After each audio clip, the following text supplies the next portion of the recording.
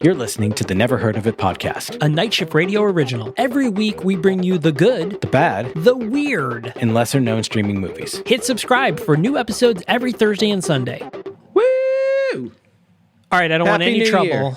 Oh, Happy New Year. Happy New Year.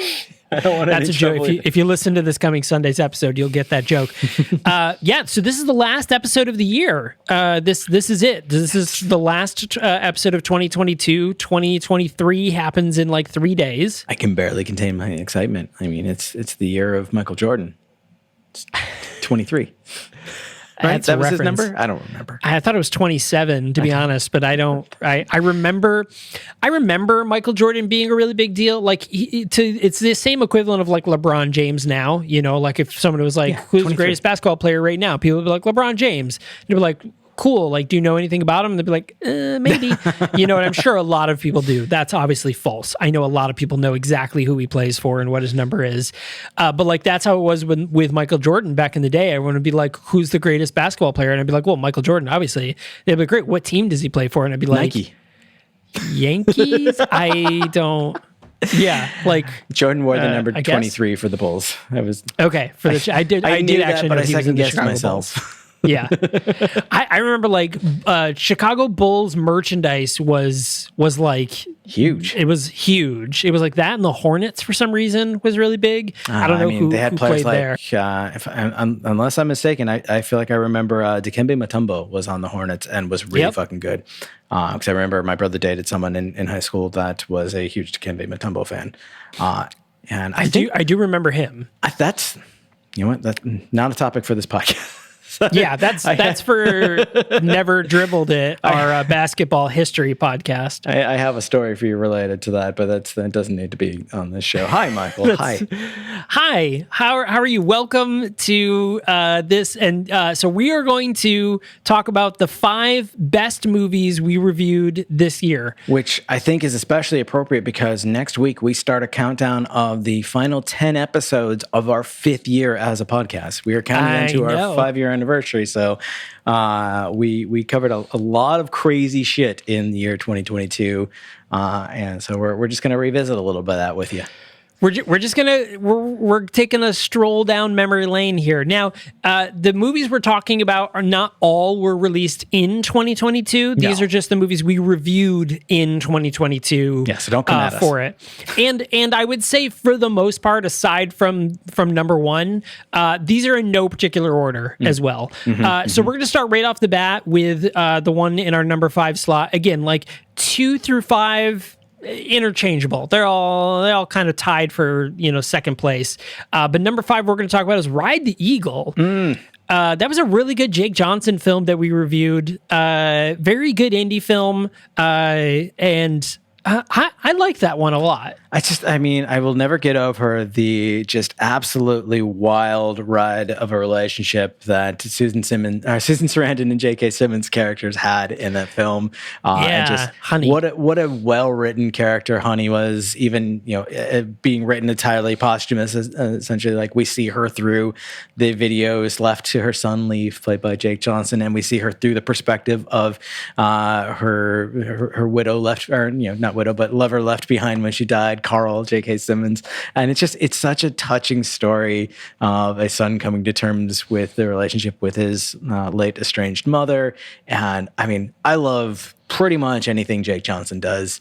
Hope sometime to get a chance to work with him in our own projects.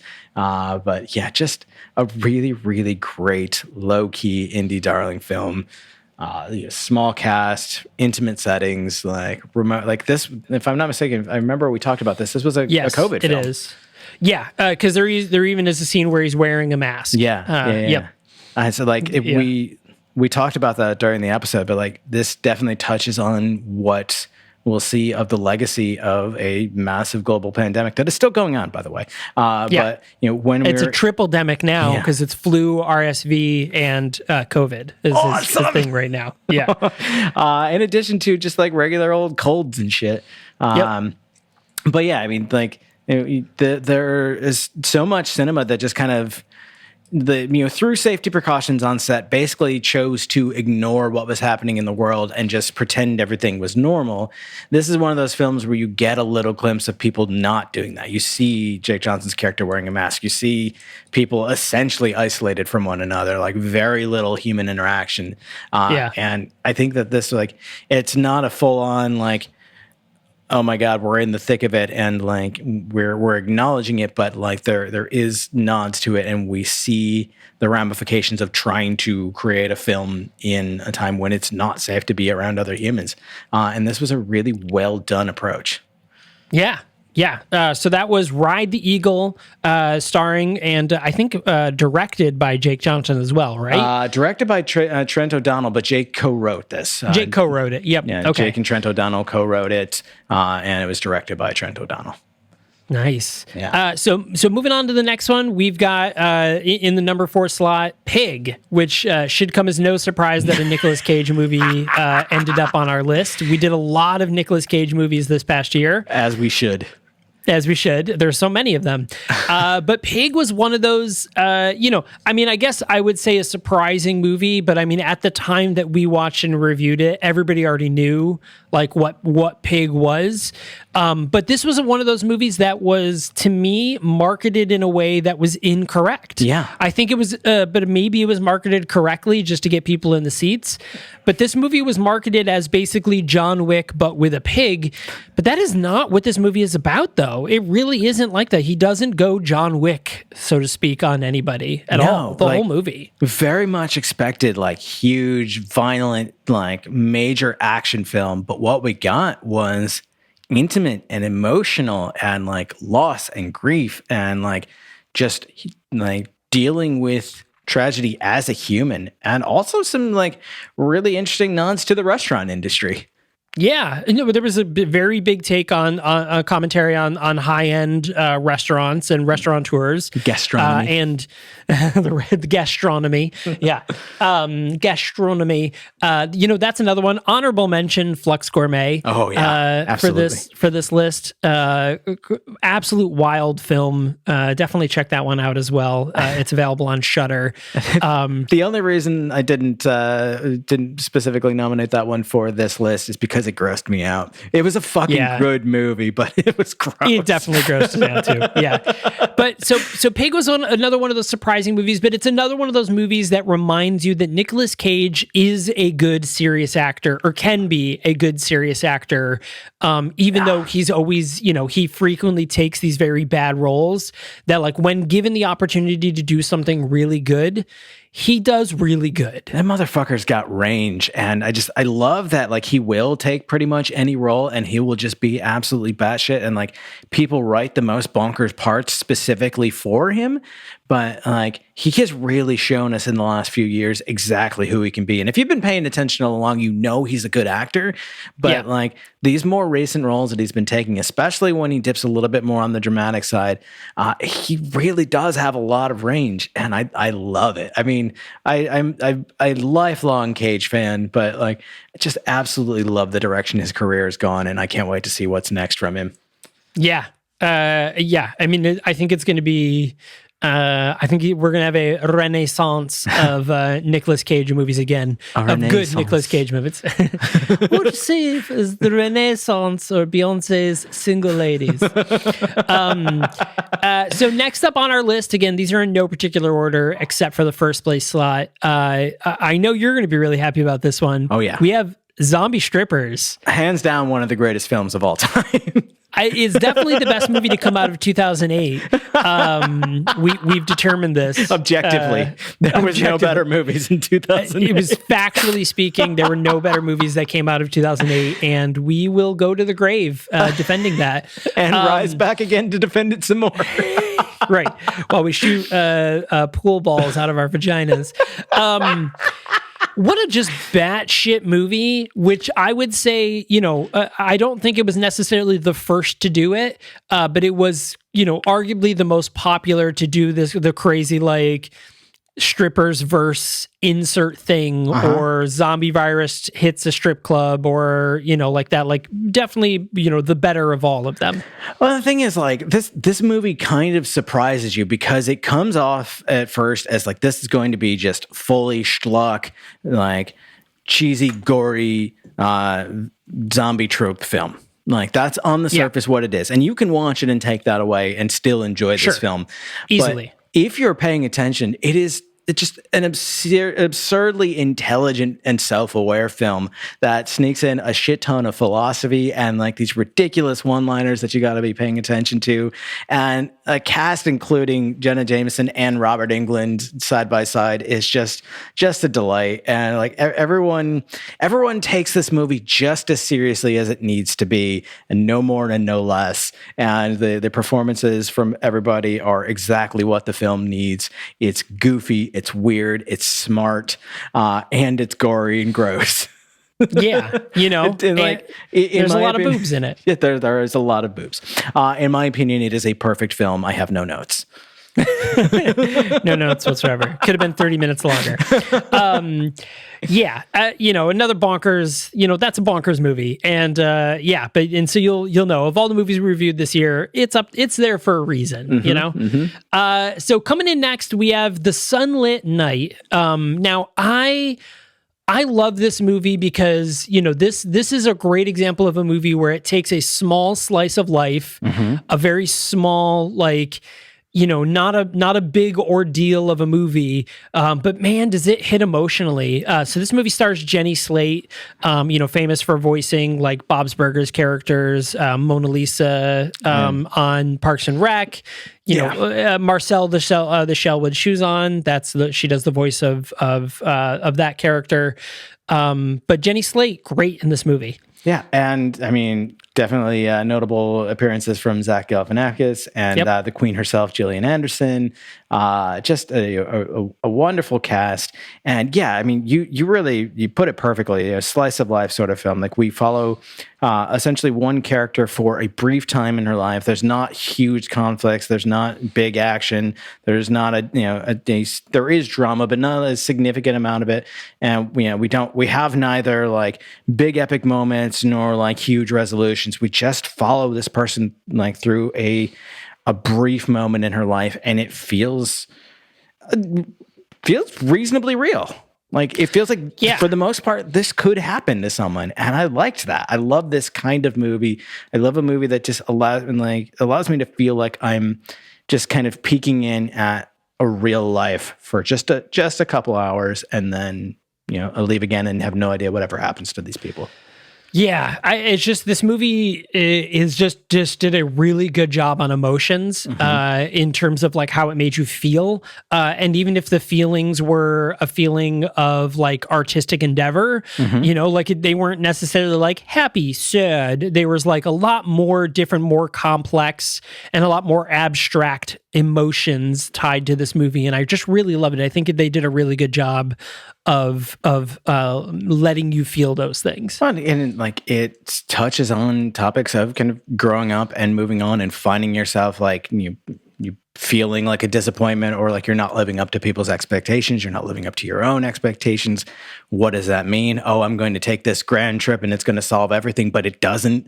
And like these are all like very human, very like realistic experiences, and that's why I say like it feels like this movie could genuinely happen, or could have genuinely happened. And that's one of my favorite types of movies. If it doesn't have zombies and strippers in it, I want it to feel real.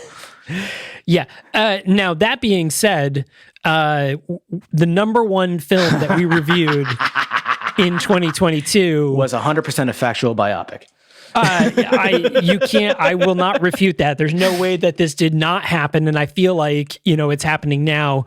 We have to give it up to RRR. That was probably a masterpiece of cinema, and not even being sarcastic. No. It's the reason why is our best reviewed movie of the year. It's got a whole bunch of critics awards right now. It's going to go up to the Oscars. It just got a bunch of Golden Globes. Like this, and it's already talk of getting a sequel. Oh my God, I can't wait. This movie was epic on proportions and levels that I maybe very common in Indian cinema, but for like me watching this movie, it was above and beyond something I've ever seen in a film. And it's not like I frequent a lot of criticism and commentary on Indian cinema, but what little I have seen around this movie coming from sources that are more familiar with Indian cinema is that this even stands apart as an example of of what India has to offer for film.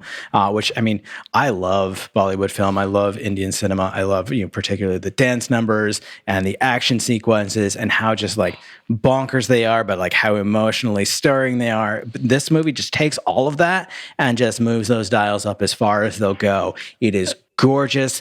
That has a lot of really, really like bonkers CG that works really well with like, entire animals in like a battle sequence that like, yes, you can tell they're CG because, a person's not actually throwing a tiger at another person, but it works. Well, I mean, he is, but yeah. I mean, really. I mean, other people aren't doing it. this guy is. That actually happened. It's factual. The visuals are fantastic. The music, the dance, the story, the action is some of the, like hands down the best action that I've ever seen. And it's just it's a 3-hour film that just kept me focused for the entire time. And like that's hard to do from anyone. Honestly, I don't care. Like the best of American cinema has a hard time keeping attention spans past like an hour and a half to 2 hours, and this is a solid 3 hours of nonstop thrill ride. And I love it, and I love that it is based on true events, but it is this loving tale of what if.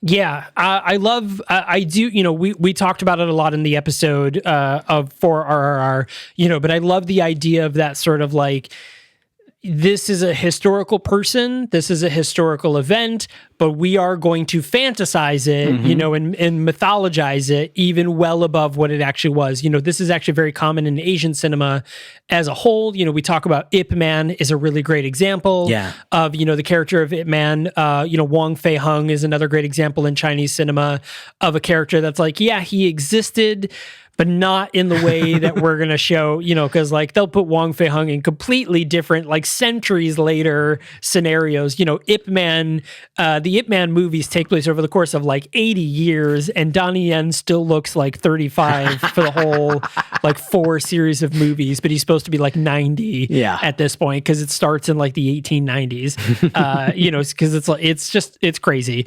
But it's that sort of like mythologizing this very like historical fact, but just making it, bigger than life. And I think that's really fun. I mean, like, Americans, we do this too, but we do it in a very weird nationalistic way. And I just think the way that Indian cinema and Asian cinema in general takes it in a different perspective. And I really love that. Yeah. I mean, the first thing that comes to mind is FDR, American Badass.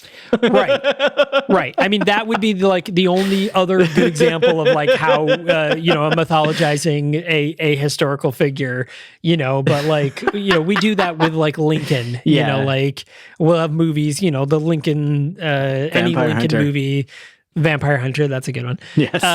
So it's the same sort of idea, but I just, can't speak enough good things about this movie. I'm glad that it's getting all of the awards this season. A lot of people are speaking very highly of it.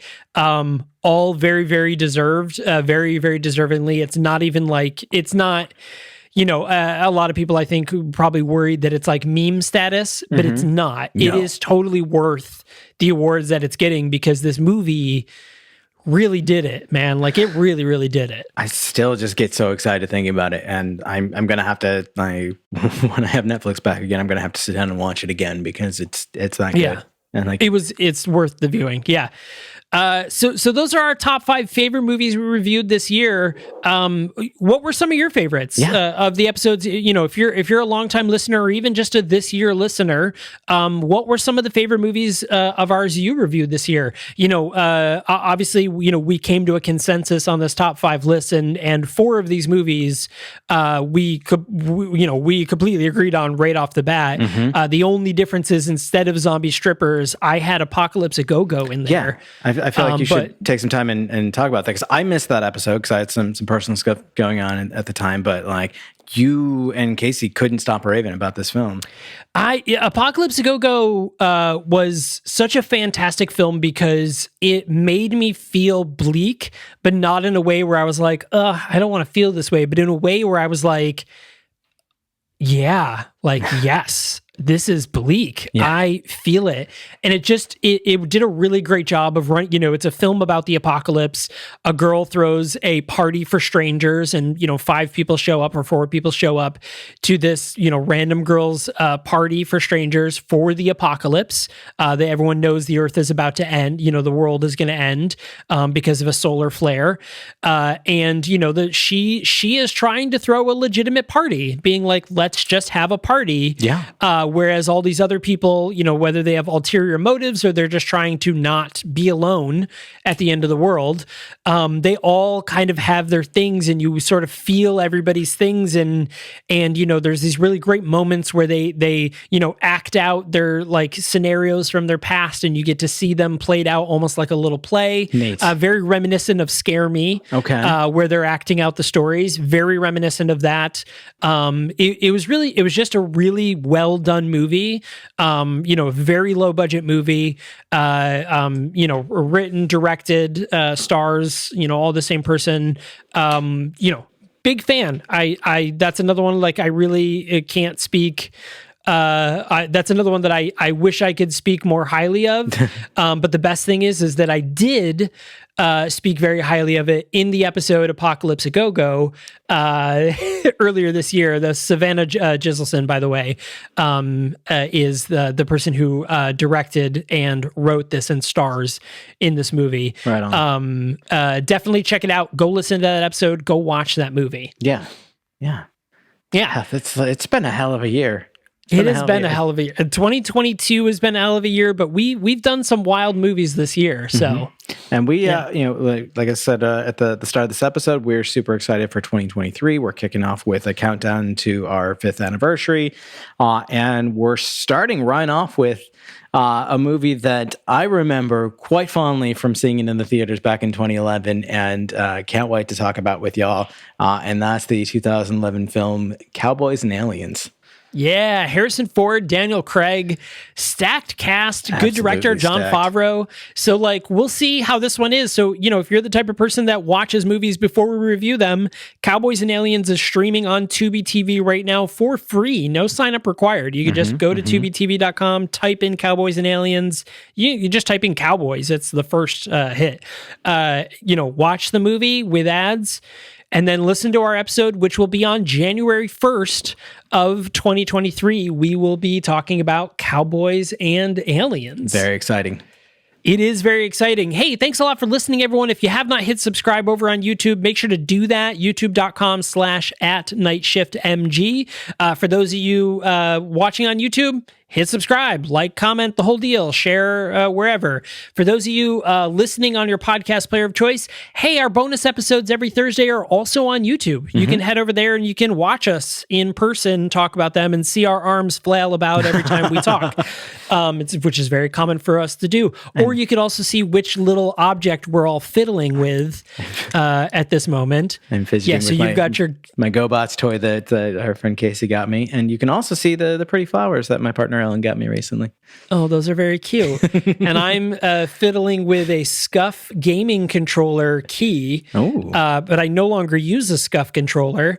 But I still have the key here because I like to fiddle with it. Yeah. Gotta have a fidget toy on the desk while we're recording. Yes, 100%. That's quiet for the most part. So hey, thanks a lot for listening. Thanks a lot for a great 2022. If you were here for the whole thing, awesome. If you're only here for one episode of it and this is it, awesome. Thanks a lot. You got tons of episodes to go back through. We got like 300 something episodes. So like, you've got a lot of content to go through. Go through, and if the movie sounds wild, listen to the episode. And if not, stick around. We've got some crazy ones coming up in 2023. I'm sure of it. Looking forward to it. Yeah. All right. Thanks a lot for joining us, everyone. And we will see you in 2023. See you next year.